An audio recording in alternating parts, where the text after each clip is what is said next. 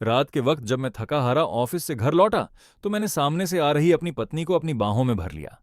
वह अभी अभी शॉवर लेकर बाहर आई थी, लेकिन जब मैंने उसे चूमा तो उसके होंठों का वह एहसास बेहद अजीब, ठंडा और अनजाना सा था।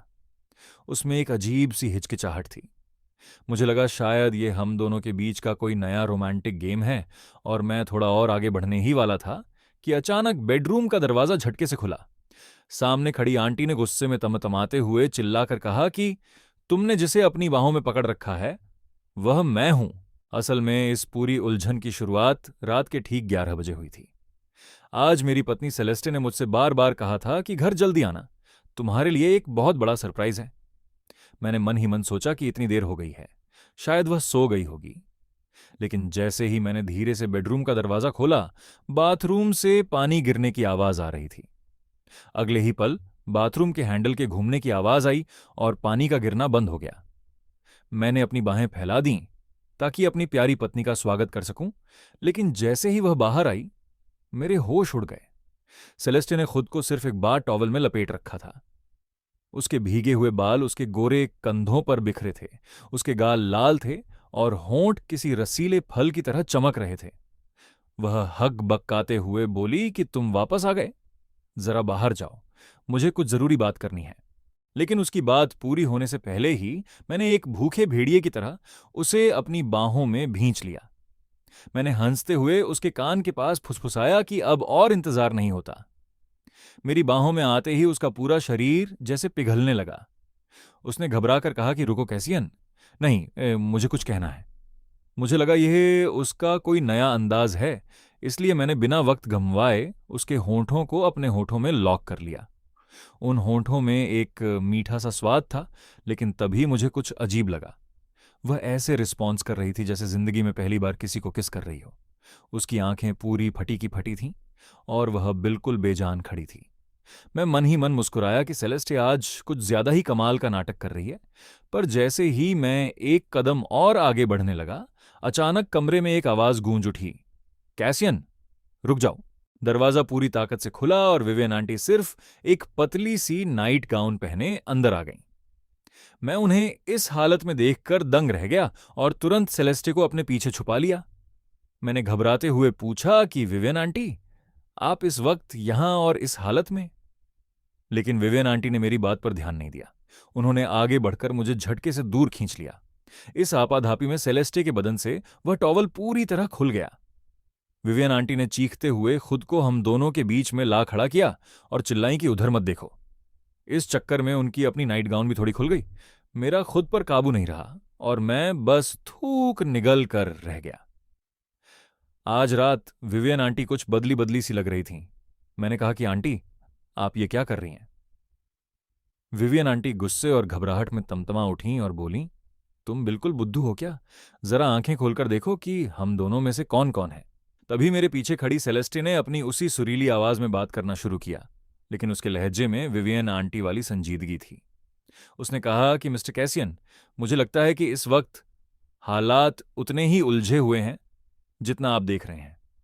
मेरी नजरें उन दोनों के बीच घूमने लगीं। अचानक मुझे थोड़ी देर पहले का वह अजीब और बेजान किस याद आया। मैंने कांपती उंगली से सेलेस्टे की तरफ इशारा किया और पूछा कि तो क्या अभी जो कुछ हुआ वह तुम्हारे साथ हुआ? यह सुनते ही सेलेस्टे का चेहरा शर्म से बिल्कुल टमाटर की तरह लाल हो गया। उसका यह रिएक्शन ही मेरे लिए सबसे बड़ा जवाब था। मेरे पैर कांपने लगे और मैं सीधे बेड पर जा गिरा। हे भगवान, ये क्या हो गया? मैंने अपनी सगी पत्नी समझकर उसकी आंटी को चूम लिया था। ठीक उसी वक्त कॉरिडोर से तेजी से कदमों की आवाज आने लगी। बाहर से आवाज आई कि जीजा जी, क्या आप लोग अंदर हैं? मैंने किसी के चिल्लाने की आवाज सुनी। सब ठीक तो है ना? इन दोनों महिलाओं को इस बेतरतीब हालत में देखकर मैं तुरंत दरवाजे की तरफ भागा। मैंने बाहर मुंह निकालकर कहा कि कोई बात नहीं सबरीना, तुम्हारी दीदी ने बस एक डरावना सपना देखा था। लेकिन बाहर खड़ी सबरीना को कुछ शक हुआ। उसने गहरी आवाज में कहा कि पर मुझे तो ऐसा लगा जैसे अंदर विवियन आंटी भी हैं। क्या आप लोग?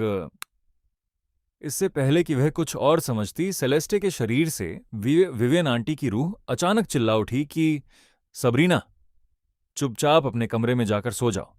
क्या कल सुबह की क्लास में लेट होने का इरादा है तुम्हारा? सबरीना बाहर खड़ी दंग रह गई। आम तौर पर उसकी बड़ी बहन इतनी सख्त नहीं थी और उसका बात करने का लहजा भी बिल्कुल अलग था। विवियन आंटी तो हमेशा बहुत शांत और सौम्य रहती थीं। वह कभी किसी के मामले में दखल नहीं देती थीं। खैर, सबरीना ने कहा कि ठीक है आंटी, ठीक है दीदी, गुड नाइट, आप लोग एंजॉय करो।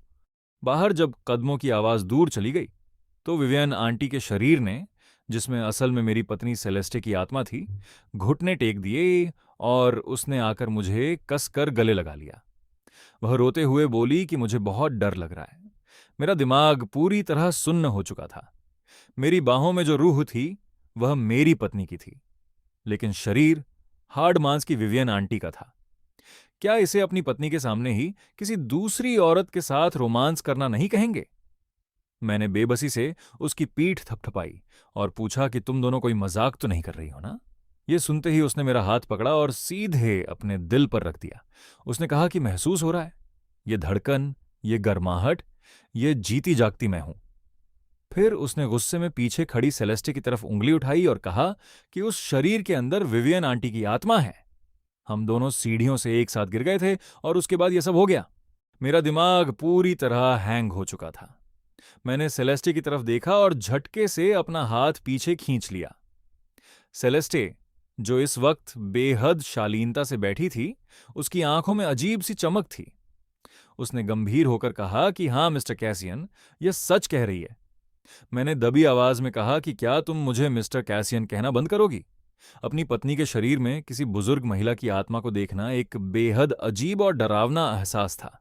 सेलेस्टे के होंठ थोड़े फड़फड़ाए और वह बोली कि ठीक है कैसियन। इधर विवियन आंटी के शरीर में कैद मेरी पत्नी अपने गालों को नोचते हुए रोने लगी कि तुम्हें कोई रास्ता निकालना होगा। मैं इस बूढ़े चेहरे के साथ नहीं रह सकती। जरा देखो तो इसके चेहरे की झुर्रियां। यह औरत लगभग 40 साल की होने वाली है। इस पर सेलेस्टी के शरीर से विवियन आंटी ने ठंडे लहजे में टोकते हुए कहा कि मैं सिर्फ 32 साल की हूं। मेरे सिर में तेज दर्द होने लगा और मैंने अपना सिर पकड़ लिया। मैंने कहा कि तुम लोगों ने यह बात मुझे पहले क्यों नहीं बताई? सेलेस्टे ने अपने होठों को छुआ और शर्माते हुए बोली कि मुझे मौका ही कहाँ मिला, तुम तो आते ही मुझ पर टूट पड़े। ये सुनकर मेरी पत्नी ने मुझे जानलेवा नजरों से घूरा। इसलिए मैंने तुरंत बात को पलटा और पूछा कि अब क्या करना है? क्या हमें यह बात सबरीना को बता देनी चाहिए? दोनों महिलाएं एक साथ चिल्ला उठीं कि बिल्कुल नहीं। अगर उसे पता चला तो वह हमें सीधे पागल खाने भिजवा देगी, या फिर इससे भी बुरा, वह इस बात का लाइव स्ट्रीम करके इंटरनेट से पैसे कमाना शुरू कर देगी। उनकी बात सुनकर मेरे बदन में एक सिहरन दौड़ गई। सबरीना सच में ऐसा कर सकती थी। मेरी बहन और आंटी की आत्माएं आपस में बदल गईं। ये टॉपिक इंटरनेट पर तुरंत ट्रेंड करने लगेगा। मैंने आवाज धीमी करते हुए कहा कि ठीक है, तो फिर इस बात को अभी के लिए राज ही रहने देते हैं। लेकिन जब तक कोई रास्ता नहीं मिलता तुम दोनों को एक दूसरे का किरदार निभाना होगा। ये सुनते ही मेरी पत्नी चीख पड़ी कि क्या? इसका मतलब यह हुआ कि मैं तुम्हें बाहर सबके सामने अपना पति नहीं कह सकती और मुझे इस औरत को अपने ही शरीर के साथ तुम्हारे करीब आते हुए देखना होगा? सेलेस्टे का चेहरा भी यह सुनकर लाल हो गया। मैंने बेबसी से हाथ फैलाए और कहा कि तो क्या तुम्हारे पास कोई बेहतर रास्ता है? ससुर जी के जाने के बाद कंपनी के हालात वैसे ही ठीक नहीं हैं। अगर मैं विवियन आंटी के साथ रहने लगा तो बाहर के लोग और मीडिया हमारे बारे में क्या सोचेगी? बोर्ड ऑफ डायरेक्टर्स में क्या मैसेज जाएगा? और वह जो वाइस प्रेसिडेंट सेड्रिक है, वह इस मौके का फायदा उठाकर हमारे खिलाफ क्या साजिश रचेगा? मेरी यह बात सुनते ही दोनों महिलाएं बिल्कुल खामोश हो गईं। मैंने उन्हें समझाते हुए कहा कि हमें कुछ समय के लिए यह नाटक करना ही होगा। जैसे ही कोई रास्ता मिलेगा सब ठीक हो जाएगा। मेरी पत्नी तुरंत ड्रेसिंग टेबल के सामने भागी और शीशे में खुद को देखकर रोने लगी कि हे भगवान, मेरा वो ग्लो, मेरी वो खूबसूरत त्वचा, सब चली गई। लेकिन तभी अचानक उसके हाथ अपने ही शरीर पर आकर रुक गए और उसके चेहरे के भाव अजीब हो गए। उसने बुदबुदाते हुए कहा कि अरे, वैसे इस शरीर का फिगर तो काफी कमाल का है। ये देखते ही सेलेस्टे के शरीर से विवियन आंटी जोर से चीखीं कि मेरे शरीर को हाथ मत लगाओ। मेरी पत्नी ने चिढ़ाते हुए कहा कि अब जो भी हो, इस शरीर पर मेरा हक है। यह सुनकर सेलेस्टे के होंठों पर एक शरारती मुस्कान आई। वह आगे बढ़ी और उसने अचानक मेरे गाल पर एक जोरदार किस कर दिया। मेरी पत्नी यह देखकर चिल्लाई कि तुम कितनी बदतमीज हो। मैंने तुरंत बीच में आकर दोनों को अलग किया और कहा कि रात का 1 बज चुका है, अब चुपचाप सो जाओ, जो भी बात होगी कल सुबह करेंगे। काफी बहस के बाद हमने 3 नियम तय किए। पहला, बाहर की दुनिया के सामने सब कुछ नॉर्मल रहेगा। दूसरा, मैं अपनी पत्नी के चेहरे वाली महिला के साथ इसी कमरे में रहूंगा, लेकिन मुझे जमीन पर गद्दे लगाकर सोना होगा।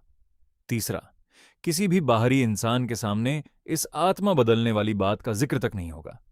लेकिन मेरी पत्नी ने विवियन आंटी के कमरे अकेले सोने से साफ मना कर दिया, इसलिए मुझे हार मानकर उसे बगल वाले कमरे में शिफ्ट करना पड़ा। तभी मेरे दिमाग में एक बेहद खौफनाक सवाल आया। अगर यह आत्माएं कभी वापस नहीं बदलीं, तो मुझे जिंदगी के सबसे बड़े धर्म संकट का सामना करना पड़ेगा। मुझे अपनी पत्नी की रूह चाहिए या उसका शरीर? तभी सेलेस्टे ने कहा कि वैसे सेड्रिक शायद आजकल कंपनी में कुछ गड़बड़ करने की फिराक में है। मैंने बेहद गंभीर होकर उन दोनों की तरफ देखा और कहा कि इसलिए हमें और भी ज्यादा सावधान रहना होगा, खासकर सेलेस्टे। तुम अब विवियन आंटी के रूप में हो, इसलिए तुम्हें बहुत शालीन और शांत दिखना होगा, ऐसे बच्चों की तरह उछल कूद मत करना। उसने अपनी बड़ी बड़ी आंखें खोलकर कहा कि क्या मैं शालीन नहीं लगती? मैंने तुरंत बात संभालते हुए कहा कि तुम बहुत प्यारी और चुलबुली हो, लेकिन एक उम्रदराज महिला का ऐसा बर्ताव लोगों को अजीब लगेगा। आखिर में मैंने उनसे अपना आखिरी सवाल पूछा कि क्या तुम दोनों ने एक बार फिर से टकराकर देखने की कोशिश की? 5 मिनट बाद हम तीनों सीढ़ियों के पास एक दूसरे का मुंह ताक रहे थे। पहली कोशिश में दोनों ने एक दूसरे का हाथ पकड़ा और सीढ़ियों से नीचे छलांग लगा दी, लेकिन नतीजा यह हुआ कि सिर्फ पैर में मोच आ गई। दूसरी कोशिश में दोनों ने आमने सामने खड़े होकर अपने सिर एक दूसरे से टकराए। सिर पर इतने जोर से चोट लगी कि आंखों के आगे अंधेरा छा गया, लेकिन कोई बदलाव नहीं हुआ। तीसरी कोशिश के लिए सेलेस्टे ने झिझकते हुए एक सुझाव दिया कि क्या हमें किस करके देखना चाहिए। परियों की कहानियों में तो ट्रू लव्स किस से सब ठीक हो जाता है। ये सुनते ही मैं और मेरी पत्नी दोनों एक साथ चिल्लाए कि ऐसा सोचना भी मत, और हम दोनों पीछे हट गए। रात के 3 बज चुके थे और हम तीनों बुरी तरह थक कर चूर हो चुके थे। हार कर हम मेन बेडरूम के बड़े से बेड पर जाकर लेट गए। मैंने कहा कि अब चुपचाप सो जाओ, लेकिन तभी मेरे अंदर एक अजीब सा गुस्सा भड़क उठा। मैं झटके से उठकर बैठ गया और चिल्लाया कि क्या तुम उसके शरीर से इस तरह के अजीब एक्सप्रेशंस देना बंद करोगी? लेकिन उसने अपनी पलकें झपकाते हुए जानबूझकर फिर से वही हरकत की और हंसते हुए कहा कि तुम्हें तो मुफ्त में इतनी खूबसूरत बॉडी देखने को मिल गई, तुम्हारी तो आंखें सेक गईं। उसकी इस बात ने मेरे गुस्से को 7वें आसमान पर पहुंचा दिया। मैंने कहा कि तुम्हारी हिम्मत कैसे हुई, और मैं सीधे उसकी तरफ लपका